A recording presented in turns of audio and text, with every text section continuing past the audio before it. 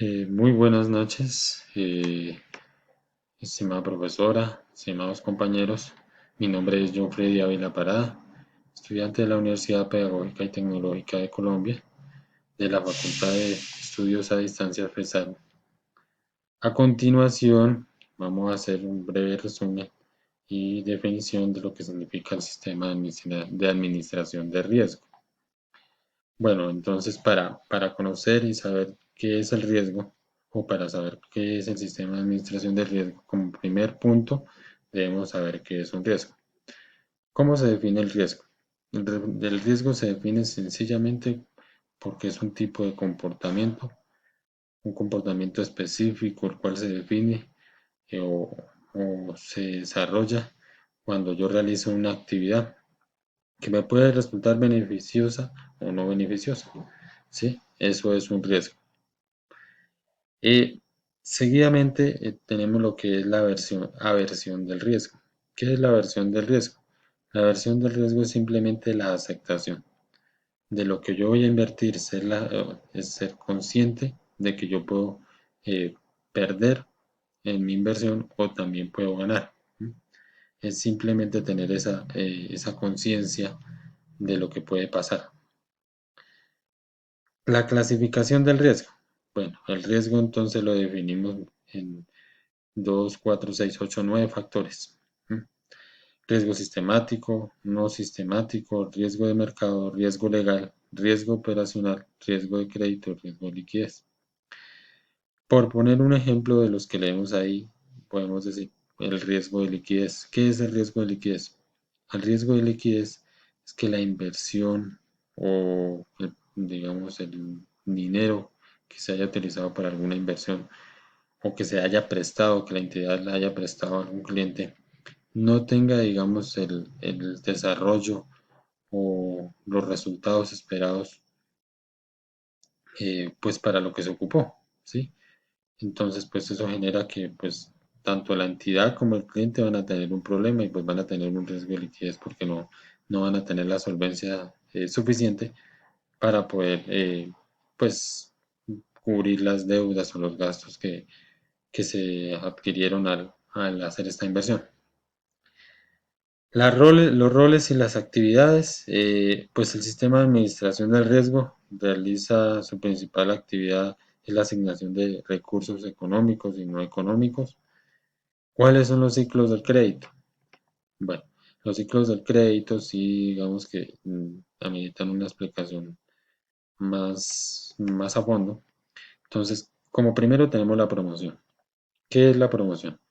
La promoción, pues es muy sencillo, es la forma en que una entidad financiera atrae clientes, con tasas de interés, con beneficios, ¿sí? Y pues que sean, digamos, como llamativas para que el cliente opte por sus servicios. Seguido tenemos la integración de datos. Entonces yo cuando ya tengo un cliente, lo que voy a hacer es, pues, mm, pedirle los requisitos mínimos para yo poderle otorgar un préstamo, ¿sí? Como lo son, pues, una certificación laboral, los documentos personales de él, como lo son la cédula, eh, pues la certificación de ingresos, ¿sí? Pues datos que se requieren obviamente para saber la vida crediticia del cliente, el comportamiento de pago y si sí es viable o no es viable realizarle un crédito. Que eso ya también va dentro del análisis del crédito. Decir, bueno, este cliente es viable para este crédito o por el monto que él solicita no, pero le podemos dar un monto menor, le podemos dar a tantas cuotas o le podemos dar menos cuotas. ¿Sí?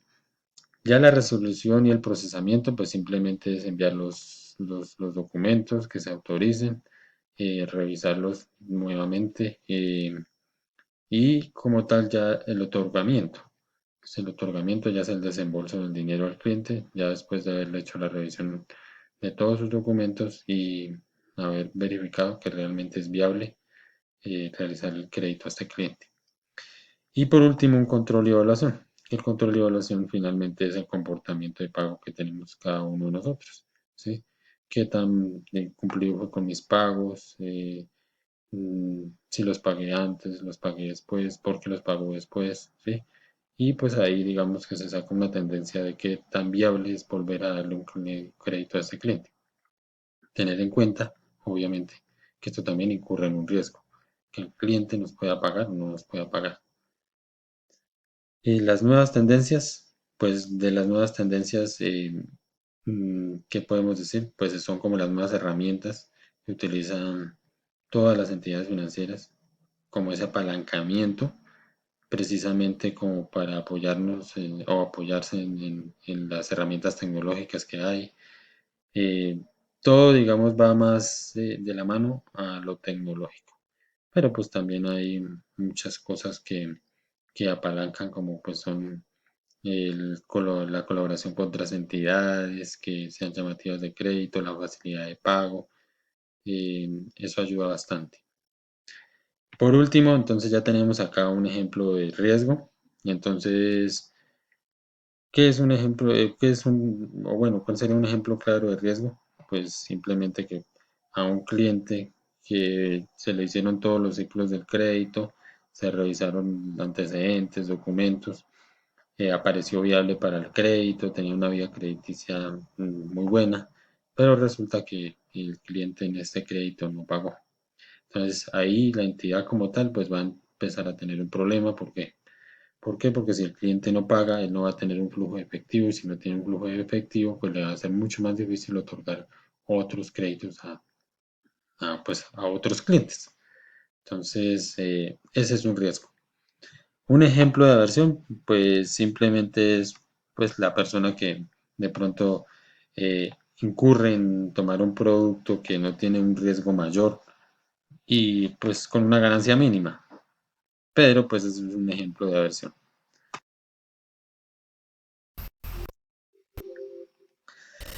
Ejemplo de clasificación del riesgo, pues nada, la clasificación del riesgo pues es la liquidez que se presenta cuando un cliente pues no tiene la oportunidad de pago por una u otra razón, o la manera más bien en que se clasifican los distintos riesgos, las maneras que puede representar un riesgo.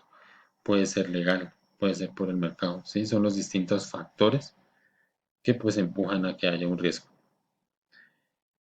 Bueno, pues como tal, esa es la presentación, eso es como el resumen de lo que es el sistema de administración del riesgo.